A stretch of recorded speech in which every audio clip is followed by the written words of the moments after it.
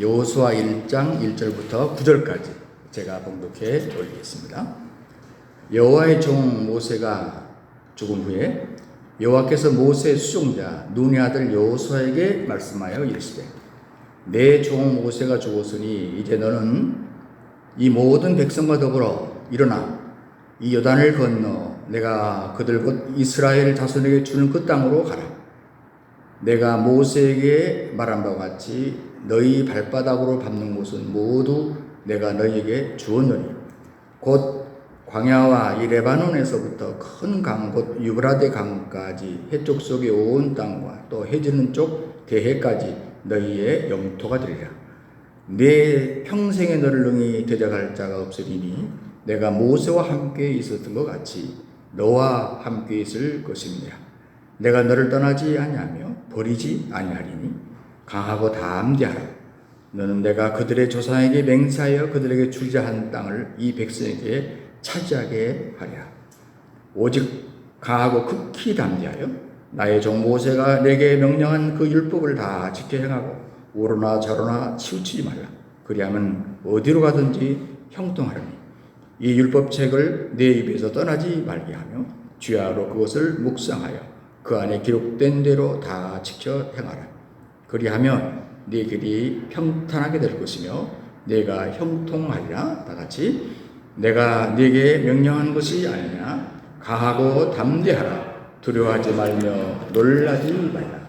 내가 어디로 가든지 네 하나님 여호와가 너와 함께 하느니라 하시니라. 아멘. 주전 1446년 정월 15일 이스라엘 장정 60만 명, 장정만 60만입니다. 여자 아이들 빼고 애굽을 떠나서 이제 홍해를 건넙니다. 이 일이 있은 지 정확히 40년 후 주전 1406년 정월 10일에 이스라엘 장정 60만 명이 이제 요단강을 건너게 됩니다. 이 두 사건은 어떻게 다른가? 처음 주전 1446년에는 홍해 바다를 건넜습니다. 그리고 주전 1406년에는 요단강을 건넜습니다. 처음 주전 1446년에 홍해를 건널 때는 이스라엘의 1세대 장정 60만입니다. 그리고 두 번째 주전 1406년에 요단강을 건널 때는 이스라엘의 2세대 장정 60만 명이 요단강을 건너게 된 것입니다.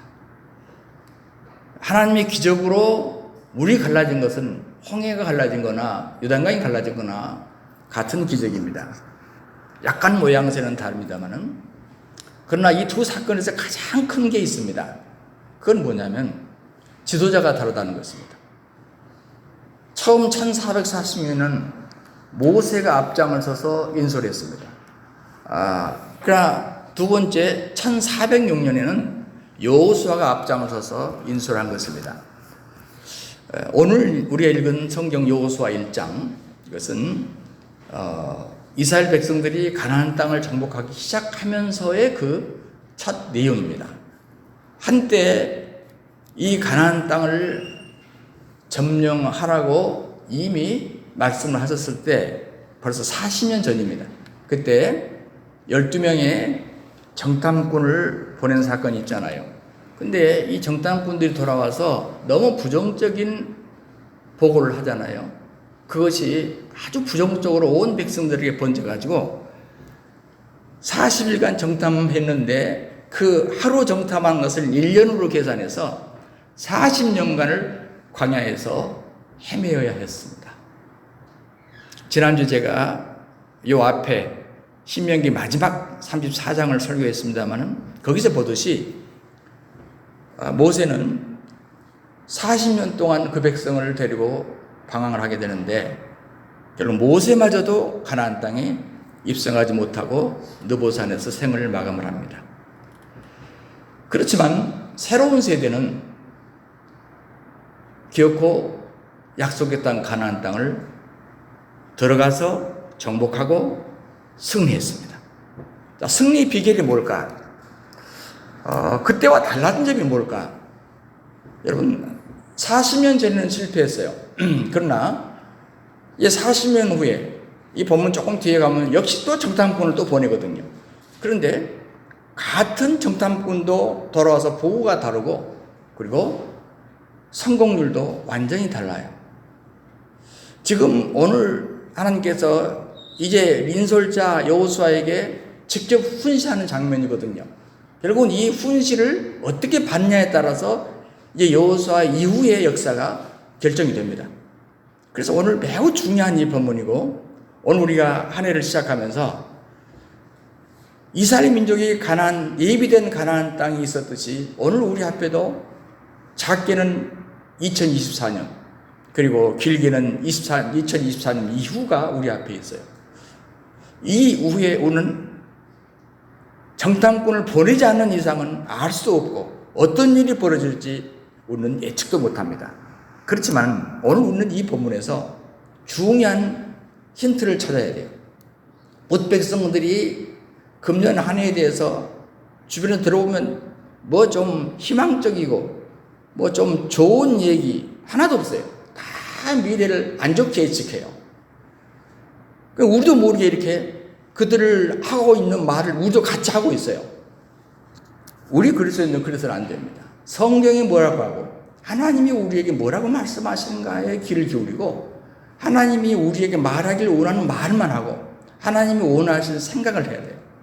오늘 우리는 이 본문을 묵상하면서 새해를 시작하는 우리에게 주시는 메시지를 한 4가지로 정리를 해볼 필요가 있어요. 하나는 우리가 승리하는 성공하는 이 한 해가 되기 위해서 꼭 이렇게 된다. 더불어 함께하는 공동체가 되어야 된다. 그리고 2번째, 자존감이 충천한 행동가가 되어야 된다. 그리고 3번째, 위대한 신앙의 실천가가 되어야 된다. 그리고 마지막 4번째, 강하고 담대한 정복자가 되어야 된다. 이렇게 정리해 볼 수 있겠습니다. 첫 번째, 더불어 함께하는 공동체가 되어야 됩니다. 자, 2절을 보시면 이제 너는 이 모든 백성으로 더불어 이렇게 말합니다. 이 모든 백성으로 더불어. 이 말은 무슨 말일까요? 여러분 하나님 인간을 만들 때 독처하는 것이 좋지 않다고 표현을 하세요. 그리고 뭡니까? 공동체로 만들어요. 이게 이제 출발점이 아담과 하와입니다. 중국 사람들은 이 사람을 표현할 때 이렇게 짝대기 2개로 서로 기대게 이렇게 사람 인자를 표현했어요. 사람이라는 것은 서로 기대며 더불어 살아야 된다는 얘기 아니겠어요? 여러분 하나님이 이 세상에 직접 세우신 기관 이 딱 2가지입니다. 하나는 가정과 또 하나는 교회입니다. 그래서 에덴 동산에서 하나님이 사람을 만드시고 직접 주례를 해서 아담과 하와를 통해서 가정을 창조하시잖아요. 그리고 또 동시에 그 에덴 동산은 하나님이 담임 목사가 되시고 그리고 바로 이 아담과 하와와 그 후손들이 물론 실패했지만 성공했다면 그 후손들이 내내 제사 공동체, 즉 예배 공동체가 되도록 하신 거예요. 이게 교회의 모습입니다. 그러므로 교회와 가정은 이 세상의 모든 뿌리고 그리고 출발점이고 그리고 여기서부터 가장 중요한 걸 배워야 될 게 뭐냐면 공통적으로 배워야 할 게 뭐냐면 이건 분리해서 살 수 없는 반드시 더불어 살아야 하는 공동체다. 가정도 그렇고 교회도 그렇다 하는 얘기거든요. 여러분 우리가 우리 이 공동체라는 게 뭡니까? 한 몸 공동체라는 것은 우리 몸을 보면 알아요. 얼굴도 보면 뭐 하는 가지가 아니에요. 눈, 코, 입, 손발 뭐 다 많습니다. 그런데 이 모든 지체들이 전부 다 귀한 지체들이에요. 눈은 보는 사명, 귀는 듣는 사명이 있지만 이게 다 그냥 따로따로 놓은 게 아니라 다 유기적이에요.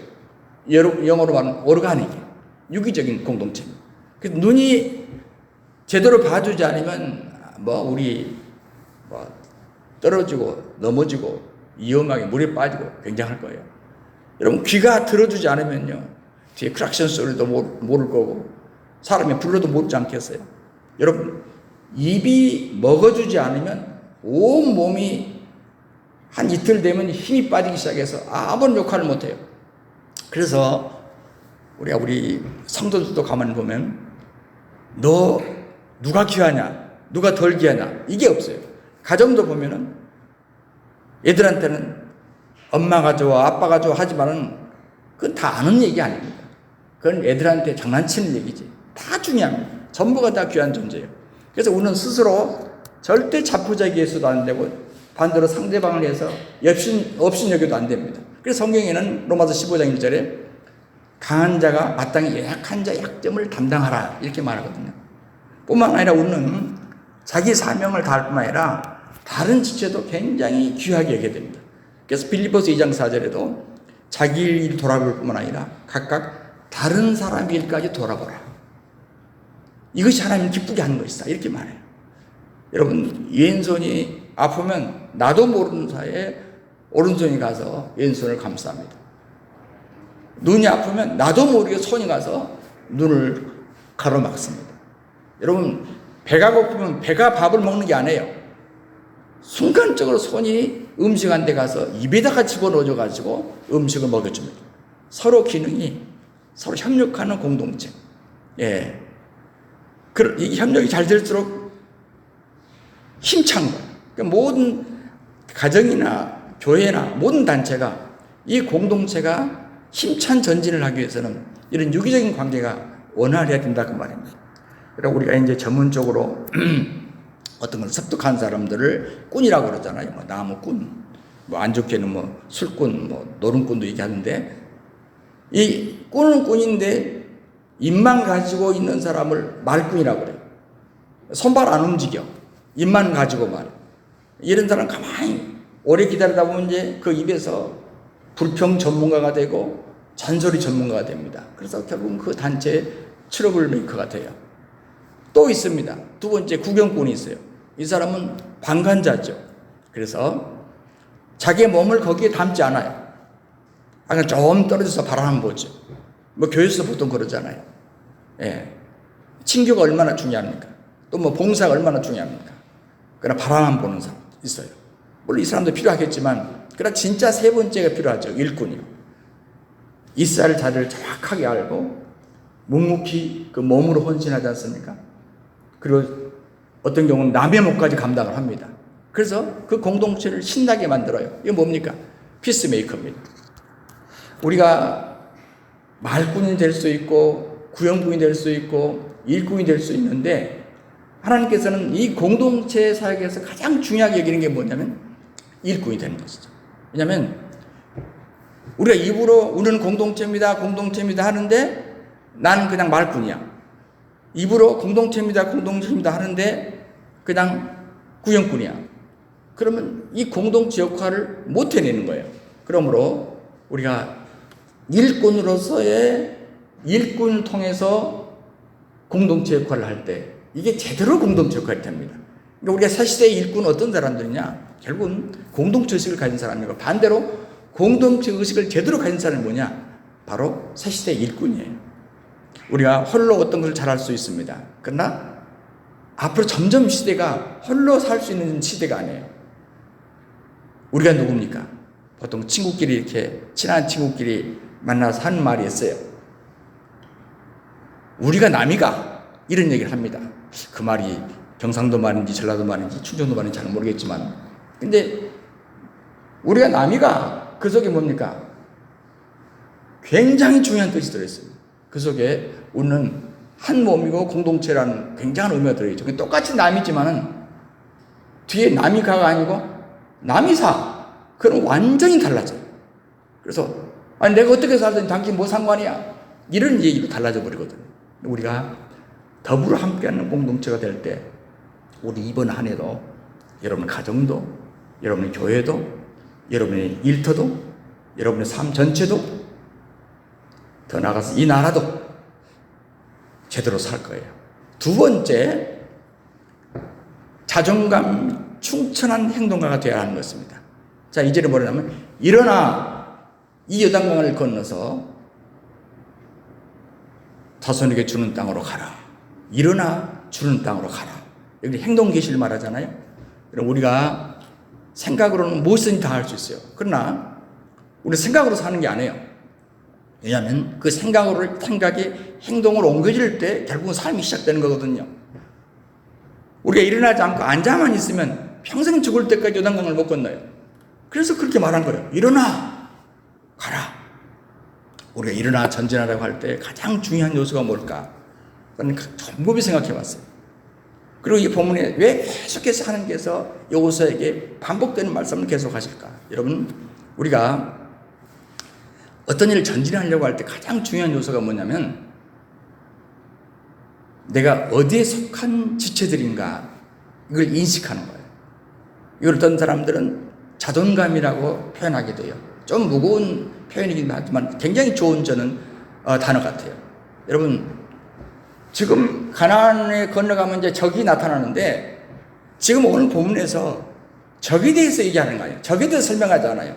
조금 있으면 이제 정탐꾼을 보낼 거예요. 그때 갔다 오면 돼요. 여기서 지금 계속 주님께서 반복하는 얘기가 뭐예요? 너희들이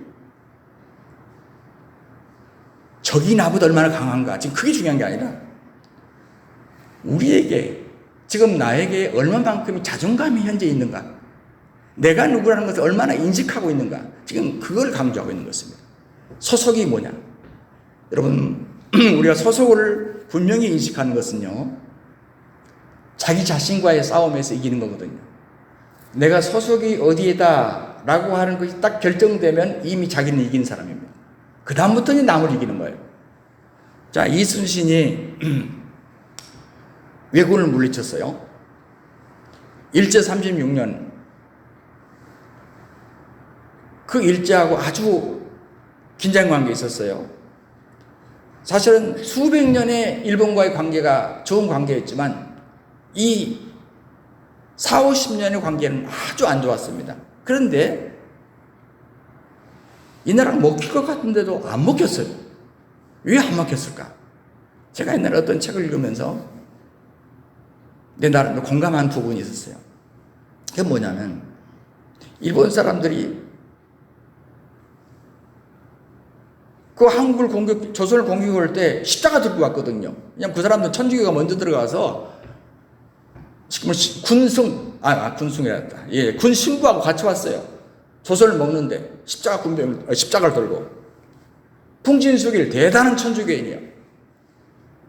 하나님이 저 조선 땅을 우리에게 주십시오 하고 기도하고 왔을 거란 말이에요. 그렇지 않았겠어요? 예. 여러분, 그런데요, 일본 사람들이 모르고 온 부분이 있어요. 일본 사람들은 수도를 정복하면 그냥 그 수도에 있는 그 성주는 자기를 하는 거예요. 그러면 끝나는 겁니다. 그 성을 뺏기는 거예요. 일본은 모든 전쟁이 다 그래왔어요. 그러니까 일본 사람들이 건너와서 저 한양 공격해 가라. 그래서 일주일도 못 돼서 한양을 집중해서 공격해 가버렸어요. 물론 대왕님은 피하셨지만 그러면 이기는 줄 알았다고. 이 일본 사람들의 전투 방법이 그거예요. 그런데 신기한 거예요. 여기저기서 계산이 안 된 사람들이 나타나서 싸우는 거예요. 이게 뭡니까? 의병들이에요. 그리고 일본 사람들은 절대 스님은 칼을 안 들어요. 그런데 뭡니까? 뭐라죠, 그보다? 승병들이 일어나가지고, 이리 가면 분명히 군인이 싹쓸이 했다고 생각했는데, 또 군대가 또 있는 거예요. 이길 길이 없어요. 뭐 때문이었습니까? 왜 의병이 일어났고, 왜 그 스님들도 칼을 들었을까요? 예, 우리가 조선 백성이라는 거. 우리 조선 백성이라는 거. 이게 굉장히 무섭습니다. 이게 외부의 적과의 전쟁에 있어도 이길 수 있는 비결이 바로 내 소속감, 내 자존감이에요. 자존감을 분명히 갖고 있는 세력들은 대부분 이겨낼 수 없습니다. 예, 여러분, 바로 자신과의 싸움에서 이길 수 있는 방법이 자존감이 충천한 행동가가 되는 거예요. 세계를 정복한 몽골의 징기스칸, 어떻게 동양 사람이 저 유럽까지 가버렸을까요? 물론 여러 가지 전투 방법 얘기를 많이 합니다. 그런데요, 저는 이 징기스칸이 한 말에 굉장히 귀를 기울여 봤어요. 적은 밖에 있지 않고 내 안에 있었다. 굉장히 중요한 얘기예요. 그리고 자기를 이기는 자가 상대방을 이길 수 있다. 전쟁을 많이 해본 장수만이 할 수 있는 비결, 이 언어입니다. 세계를 정복한 징기스칸이 뭐라고 말하냐면, 집안이 나쁘다고 탓하지 말아라. 나는 9살 때 아버지를 잃고 마을에서 쫓겨났다. 가난하다고 말하지 마라. 나는 들쥐를 잡아먹으면서 연명했다. 작은 나라에서 태어났다고 말하지 마라. 그림자 말고는 친구도 없고 병사로만 10만이었다. 배운 게 없다고 힘이 없다고 탓하지 말아라. 나는 내 이름도 쓸 줄 몰랐다. 그러나 남의 말에 귀 기울이면서 현명해지는 법을 배웠다. 너무 막막하다고. 그래서 포기하겠다고 말하지 마라. 나는 목에 칼을 쓰고 탈출했고 뺨에 화살을 맞아 죽었다가 살아났다. 적은 밖에 있는 것이 아니라 내 안에 있더라. 나는 내게 거창스러운 것은 그래서 깡그리 쓸어버렸다. 나를 극복하자. 나는 태무지전한 이름 대신에 나는 징기스칸이 되었다. 칸이라는 말은 뭐예요? 그 나라 사람들 왕이라는 말입니다. 징기스가 뭐냐면 하늘의 아들, 신의 아들. 징기스칸이 물론 전쟁 잘하는 사람이 징기스칸만 있었겠어요? 태무진만 있었겠냐고요. 이 사람이 대단한 자존감을 갖고 있었구나. 이 세상적으로 무식한 사람이 대단한 자존감을 갖고 있었어요. 나는 하늘이 택한 아들이다. 나는 징기스칸이다. 여러분, 자존감이 이렇게 무섭습니다. 하나님은 이 시간 우리들이 이 자존감을 회복하기를 원하시는 거예요. 하나님은 이스라엘 백성들에게 바로 그 자존감을 회복시켜 주신 겁니다. 이게 바로 1장에 계속되는 얘기예요. 여호수아와 이스라엘이 과연 누구냐? 여러분, 똑같은 사람도요. 우리는 에집트의 노예의 후손입니다. 여러분, 이렇게 말할 수 있어요. 똑같은 말입니다. 지금 오늘 이 본문에서 하나님께서 여호수아에게 계속 강조하는 것은 반대이기. 여러분, 지금 하나님께서 40일이면 올 수 있는 거리를 40년간 빙빙 돌리는데 뭐 때문입니까? 40년간이 왜 필요했겠습니까? 이스라엘 백성들에게. 노예 근성을 빼는 거예요. 노예 근성. 노예 근성이 여러분 얼마나 깊이 피부 속까지 들어있었던지 아니나 다를까 여러분 그 광야길에 오면서 불평불만 얼마나 합니까? 노예들이 하는 소리 얼마나 합니까? 다시 돌아가자가 안 합니까? 그런데 이들의 아버지 세대가 다 죽었어요. 그리고 새로운 세대입니다. 신세대예요. 광야에서 태어났습니다. 이 사람들은 한 번도 노예 경험이 없는 사람들이요. 참 좋은 겁니다. 그래서 노예 근성이 없어요. 이 애들은. 물론 모래사막입니다. 돌산으로 가득합니다. 지금도 베두인들이 사는 거 보십시오. 그들이 어떻게 가난할 수밖에 없잖아요. 그 땅에서 어떻게 잘 살겠어요? 그 광야에서. 그런데 그곳에서 이 신세대가 태어났어요. 여러분, 그 속에서 그 사람들이 뭘 잔치를 했겠어요? 어디서 뭘 얻었어? 그냥 아무리 먹는 것도 만나고 잔치하는 날은 매출하게 고기 먹는 날이에요. 여러분, 그들이 옷을 지어 입었겠어요? 성경에 보면 옷이 헤어지지 않았다고 그랬거든요. 부모님과 그대로 물려받은 거예요. 형님과 그대로 물려받은 것이죠. 목욕을 했겠어요? 빨래를 제대로 했겠어요? 머리에 무스를 발라고 기름을 발랐겠어요? 그런 사람들이 이스라엘 지금 신세대입니다. 그런데 하나님께서 이들 향해서 무슨 얘기를 한 겁니까? 내가 너희와 함께 할 것이다. 내가 모세와 함께 한 것처럼 내가 너희와 함께 할 것이다. 내가 너를 떠나지 않고 버리지 않을 것이다. 강하고 담대해라. 내가 조상들에게 맹세했던 그 땅 반드시 너희가 차지하게 할 것이다. 이게 5절 말씀이에요. 세상적으로 보면 신세대들 가진 것 아무것도 없습니다. 보잘것 없어요. 어쩌면 자기 선조의 세대보다 더 가난해요. 왜? 중간에 농사를 짓고 오는 게 아니거든요. 계속 여행을 했기 때문에 자기 선조들 쓰고 남은 찌꺼기밖에 없다고요. 그런데 바로 이 1세대 이 사람들이 선조들보다 가진 것이 없음에도 불구하고 한 가지 다른 것이 뭐냐? 지금 하나님께서 강조하는 것이 뭐냐? 자존감 하나는 제대로 가져라 하고 말이야. 너희 선조들은 왜 광야에서 다 죽었냐? 노예 근성을 못 빼고 자존감을 살리지 못했기 때문에 죽었다. 그럼 너희들은 이제 노예 근성은 없잖아. 한 가지만 가지면 돼. 자존감 가지면 너 자신을 이길 것이고, 그러면 내가 도와주니까 너는 능히 정복하게 될 거야. 내가 너와 함께 한다는 거. 하나님 너와 함께 한다는 거. 여러분, 이 신세대에 정말 가난한 사람들이고 어려운 세대들이죠. 그러나 그들이 딱 한 가지 가져야 할 거 있었어요. 남들이 볼 때는 이해하지 못하겠지만 우리는 하나님의 자녀다. 왕이신 하나님의 가족이니 우리는 하늘나라 로얄 패밀리다. 그럼 우리의 과연 그런 자존감이 있습니까? 누가 뭐래도 곧 죽어도 그런 자존감이 없는 사람한테 아무리 가나안 땅을 맡겨도요 어차피 뺏깁니다. 그러나 자존감이 강해서 나를 이긴 사람은 가나안 땅을 맡겨도 역시 차지할 수 있어요. 그리고 자기 것을 만들 수가 있어요. 바로 이 얘기인 것입니다. 자존감이 충천한 행동가 되야 된다. 세 번째, 위대한 믿음의 실천가가 되라는 것입니다. 3절에 너희 발바닥으로 밟는 것을 내가 다 너희에게 주었다고 얘기를 합니다. 여러분, 다 주었다고 하고 계시거든요. 이건 지금 시제적으로 맞지 않아요. 가본 적도 없는데 왜 주었습니까? 이건 믿음의 행보를 말하는 것입니다. 여러분, 믿음이 무엇입니까? 발을 디디지 않았는데도 이미 발을 디딘 것처럼 생각하는 거예요. 이게 굉장히 무서운 얘기입니다. 여러분, 하나님께서 그래서 우리 계속 요구하는 건 뭐냐면 믿음이거든요. 큰 믿음이 있으면 큰 기적이 일어날 것이고, 많은 믿음이 있으면 많은 역사가 일어날 것이고, 끝까지 변치 않는 믿음을 가질 때 하나님의 역사도 계속적으로 역사합니다. 그러므로 우리 재산은 뭐냐? 믿음이에요. 왜 그러냐면 여러분, 가나안은 아직 가보지도 않았어요. 아직 정탐꾼은 후반부에서 파송합니다. 그런데요, 그 믿음 속에 가나안이 들어있는 거예요. 내가 이 가나안을 주님께 주셨다는 것을 이미 주셨다.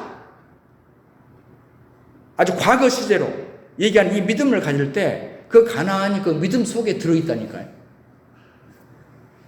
그래서 마가복음 9장에 보면 예수님께서 할 수 있거니 무슨 말이냐? 믿는 자에게 능치 못할 일이 없다. 그 말은 무슨 말입니까? 능치 못할 일이 없는 게 아니고 믿는 자에게. 왜 그러냐면 그 믿음 속에 미래의 것이 이미 들어있기 때문에 그래요. 그 보자기 속에 들어있어요. 여러분, 앞을 보지 못하는 소경이에요. 근데 예수님 만나고 눈을 떠요. 왜냐하면 내 믿음대로 눈을 뜨는 거거든요. 이미 뭡니까? 이 소경이 어느 순간이 되니까 눈을 뜬 자기 자신이 자기 속에 들어있는 겁니다. 반신불수 움직이지 못해요. 그러나 예수님 만나고 모든 사지백체가 정상인 그 정상인이 자기 속에 들어있는 거예요. 믿음의 눈으로 볼 때 그대로 된다고 말이죠. 여러분, 때때로 우리가 영적으로 소경이 될 수 있고 영적으로 반신불수가 될 수 있습니다. 그러나 큰 믿음은 소경의 눈을 뜨게 하고 반신불수를 일어나게 해요. 그래서 성경이 뭐라 하면 히브리서 11장 6절에 믿음이 없으면 기쁘시게 못한다고 그래요. 하나님이 상 주시는 것을 믿어야 할지니라. 믿음이 없으면 아예 하나님 기뻐하지 않는다. 사람들은 그래요. 여러분, 응답은 어떻게 받습니까? 부르짖고 기도하면 응답 받습니까? 성경은 그렇게 말하지 않죠. 부르짖고 기도하는 것은 기도의 형태지요. 응답받는 것은 믿음입니다. 아무리 부르짖어도 믿음이 없으면 응답은 없어요. 그러나 부르짖지 않아도 조용히 기도해도 그 속에 믿음이 있으면 응답이 주어지는 거죠. 성경의 핵심은 믿음입니다. 그런데 이 믿음은 짐승도 못 갖고 식물들도 못 갖잖아요. 정말 감사한 것은 우리 사람에게 하나님께서 믿음을 줬다는 거 아닙니까? 사람만 가질 수 있다고. 얼마나 감사한 일입니까? 한 선교사가 어느 대륙에 도착을 했는데 이 원주민들이 옷도 벗고 있고 그리고 오랫동안 털을 깎지 않으니까 이게 원숭이인지 사람인지 큰 원숭이하고 사람하고 구분이 안 돼요. 그래서 번개에 전부를 칩니다. 아니, 사람이 동물이 도저히 구분이 안 되는데 선배 선교사님들 어떻게 사람하고 원숭이하고 구별하는 방법이 무엇입니까? 얼마 후에 전보가 도착했어요. 웃는 것은 사람이고 웃지 못하는 것은 동물이다. 무슨 얘기입니까? 여러분, 사람만이 웃을 수 있는 거예요. 짐승은 못 웃어. 웃음은 사람만이 가지는 자산이라고 아산병원의 김종선 교수가 얘기했더라. 캘리포니아 대학의 이차크 프리트라는 사람은요, 사람에게 왼쪽 대뇌에 4cm 크기의 웃음보가 있대요. 난 그걸 처음 봤어요. 그래서 환경하고 상관없이 웃을 수 있대요. 이것만 건들면. 그런데 전쟁터에서도 웃을 수 있는 게 바로 그거래요. 여러분, 웃는다는 것은 어떤 상황과 어떤 소유에 있지 않습니다. 성경에 보면 병들어도 웃을 수 있고 가난해도 웃을 수 있고 상황이 아주 급박해도 웃을 수 있어요. 무엇입니까? 믿는 자만이, 다시 말하면 위대한 믿음의 실천자만이 어떤 상황에서 웃을 수 있다는 얘기 아닙니까? 어느 전쟁터에서 장군이 두 사람 뽑아와라. 적진에 깊이 들어가서 적의 상황을 정탐꾼 두 사람 뽑아와라. 근데 한 병사는요, 몸도 장대하고 딱 보기에도 용감하게 생겼어. 뭐 사상 체질을 말하면 아예 태양인 체질이야. 근데 한 병사는 왜소하고 얼굴도 창백하고 나약하게 보여. 사상 체질로 말하면 소음인 체질이야. 병사들이 보고 피식피식 웃습니다. 두 사람이 천신만고를 겪으면서 적진 깊숙이 들어가서 적의 정보를 탐지하고 돌아왔어요. 역시 건강한 병사는요, 생긴 대로 늠름하게 담대하게 보고 온 것을 보고합니다. 장군님에게. 둘째 사람은 나약한 대로 창백한 얼굴을 가지고 턱도 벌벌벌 떨고 무릎도 벌벌벌 떨면서, 그러니까 옆에 있는 병사들이 피식피식 웃습니다. 그러면서 보고를 해요. 근데 장군이 이 연약한 사람에게 다가오더니 등을 두드려주면서 얘기합니다. 너야말로 참 훌륭한 군인이다. 왜냐하면 너는 천성적으로 약하고 두려움도 많고 허약한 사람인데도 불구하고 사명을 다하기 위해서 이를 극복하고 나가서 의무를 다했으니까 너야말로 훌륭한 병사다. 이렇게 칭찬하더라는 글을 읽은 적이 있어요. 여러분, 예수님의 생애를 다룬 책 예수 지하철을 타다라는 책을 쓴 일본의 소설가 엔도 슈사코가 이런 말을 해요. 신앙은 본래 99%의 의심과 1%의 희망으로 이루어진다. 저는 좀 과장된 말 같이 생각했어요. 근데 가만히 생각해 보니까, 나 자신부터 가만히 생각해 보니까, 내가 믿음이 있노라 해도 정확하게 가만히 생각해 보면 믿음이 없는 의심이 훨씬 많지 믿음이 많은 것 같지 않아요? 여러분 안 그러시죠? 저는 그래요. 내가 믿음의 사람이라고 막 스스로에게 체면을 걸어도 이거 아니에요. 예. 여러분, 그런데 그 많은 의심 속에서 반짝이는 작은 믿음의 그 불빛, 이것을 보고 주님께서 우리에게 축복해 주시고 우리를 이끌어 가신다는 거거든요. 이것 때문에 천국을 주신다는 거거든요. 금을 채광하는 걸 보십시오. 막 금덩어리가 온 산에 있는 게 아니에요. 우리 눈에는 보이지도 않아요. 그런데 전문가가 어떻게 저 속에 금 좀 있는 것 같다, 금부치가 좀 많이 포함된 것 같다 하면 주변에 그 금광들 보십시오. 얼마나 많은 돌덩어리들이 막 주변에 헤쳐져 있습니까? 또 다른 산더미가 되어 있습니까? 그 조그마한 그걸 보고서, 사랑하는 여러분, 신앙이라고 하는 것은요, 의심 없는 순수한 신앙 나는 없다고 봐요. 세상에 그런 신앙 나는 없다고 봐요. 제가 필라델피아 교회를 보면서 위로를 받았어요. 계시록 3장 8절에 내가 내 행위를 나누니, 필라델피아를 칭찬하는 장면이에요. 내가 작은 능력을 가지고, 다시 말하면 믿음의 능력이에요. 이렇게 번역할 수 있어요. 작은 믿음을 가지고도 내 말을 지키며 내 이름을 배반하지 않았다. 사랑하는 여러분, 예수님께서 그 장수처럼 우리 옷에서 그럴 거예요. 장하다, 의심도 많고 두려움도 많은데도 불구하고 너는 작은 신앙으로도 이걸 극복하고 훌륭한 삶을 살아내는구나. 참 장하다. 여러분, 바로 대단하게 눈에 띄는 믿음이 아니에요. 저는 위대한 믿음이 그런 믿음이라고 생각하지 않습니다. 그럼 너무 좋겠죠. 그러나 위대한 믿음은 아주 작은 속에 숨겨진 빛이라도 빛이에요. 작은 금붙이라도 금은 금이지 돌이 아니에요. 바로 그래서 우리가 성경에서 금 같은 믿음이라고 말합니다. 바로 이 믿음의 실행자가 되야 된다. 마지막으로 네 번째, 강하고 담대한 정복자가 되라. 6절에 그렇게 말해요. 마음을 강하게 하라, 담대하게 하라. 내가 그 조상에게 맹세하여 출애한 땅을 얻게 할 것이다. 자, 여기 마음을 강하게 하라는 말이 너무 반복돼요. 7절에도 오직 너는 마음을 강하게 하고 굳게 담대히 하라. 9절에 보면 내가 내게 명한 것이 아니냐, 마음을 강하게 하고 담대히 하라. 계속 반복합니다. 세상에서 그런 말이 있어요. 용감한 자만이 미기를 얻는다. 제가 처음에 대학에 들어가니까요. 이제 뭐 고등학교 졸업하고 들어가니까 얼마나 설렙니까? 근데 그 40명 한 클래스 속에 내 눈에 띄는 자매가 있었어요. 나만 쳐다보면 웃어요. 얼마나 이쁜지 모르겠어요. 저희가 나를 참 좋아하나 보다. 나도 좋아하게 됐어요. 그런데 내가 곁에 못 가는 거예요. 왜냐하면 저는 그때 접시닦기 알바를 했거든요. 고무장갑을 끼고 아침에 식당에 가서 접시를 닦고 점심때 접시 닦고 수업 시간에 막 벗고 돈을 가면 이 몸에서 고무 냄새가 나요. 옛날 이 고무장갑은 그랬어요. 지금도 좀 그러긴 하지만. 그러니까 그 식당 이모가 향기가 나는 그 비누를 사주더라고. 그래서 안영재 이거 타고 가라고. 그래도 가도 내 몸에서 냄새가 나니까 그 나를 보면 항상 상냥하게 웃는 그 아가씨 옆에 가지를 못하는 거야. 이 냄새가 냄새 때문에 저기 할까봐. 그런데 군대를 갔다 오니까 그 아가씨가 사라져버렸어. 그래서 지금까지 그 아가씨를 만나지 못하고 두 번째 아가씨를 제가 만나게 됐습니다.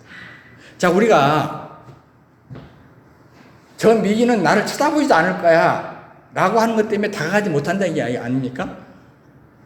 제가 한 이 얘기를 또 제 아내를 만나서 또 그렇게 일러 바치지 않길 바랍니다.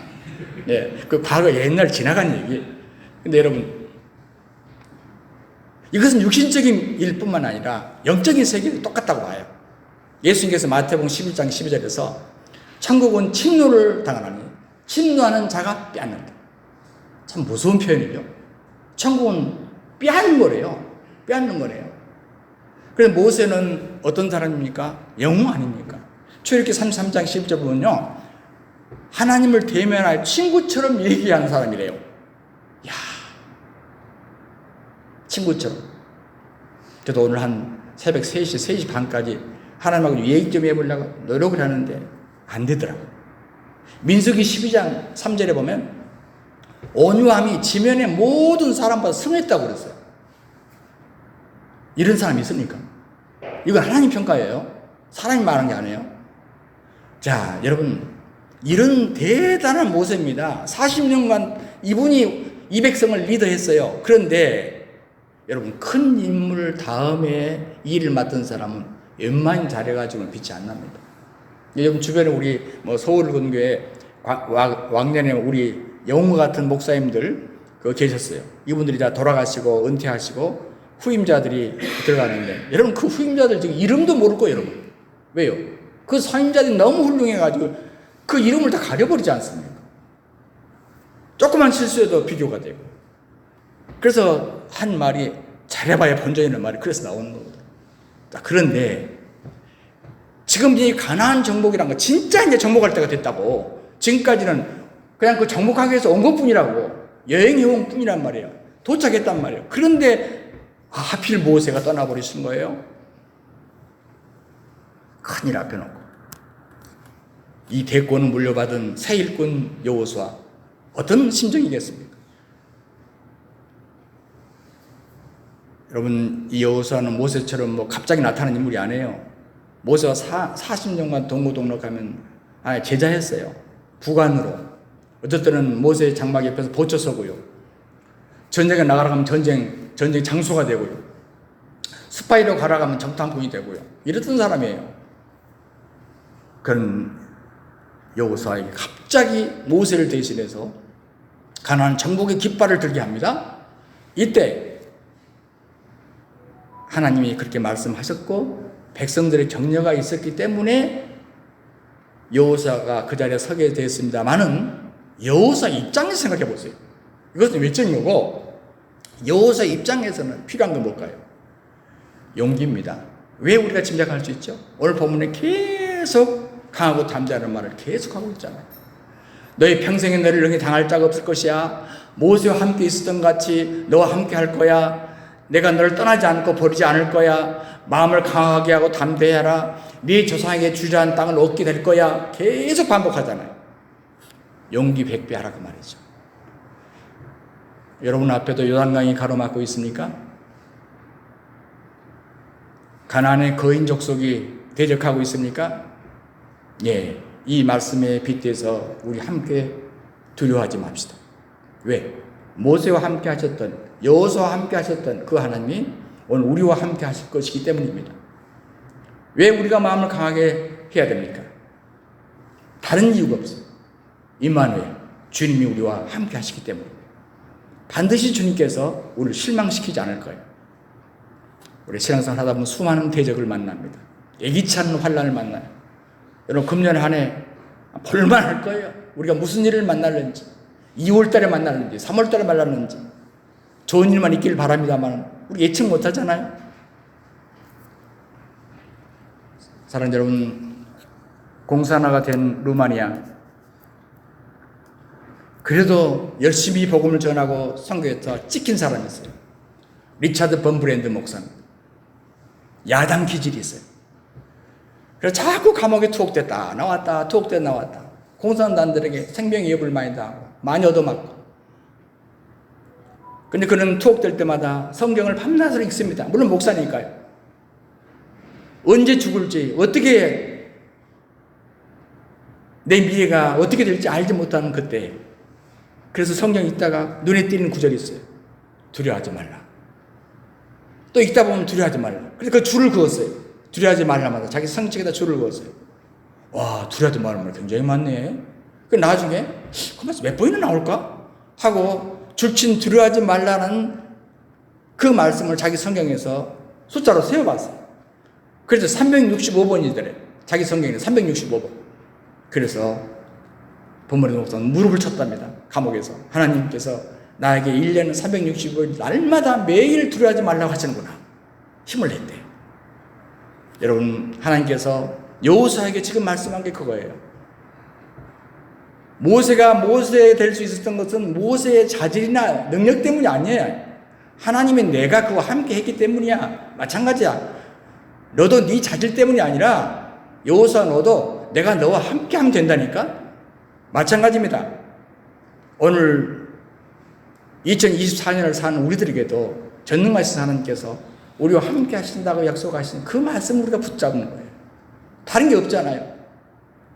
둘러싸고 있는 삶의 정황이 어둡고 답답하고 고통스럽다 할지라도 하나님께서 함께 하시라 하는 사실 믿으시기 바랍니다.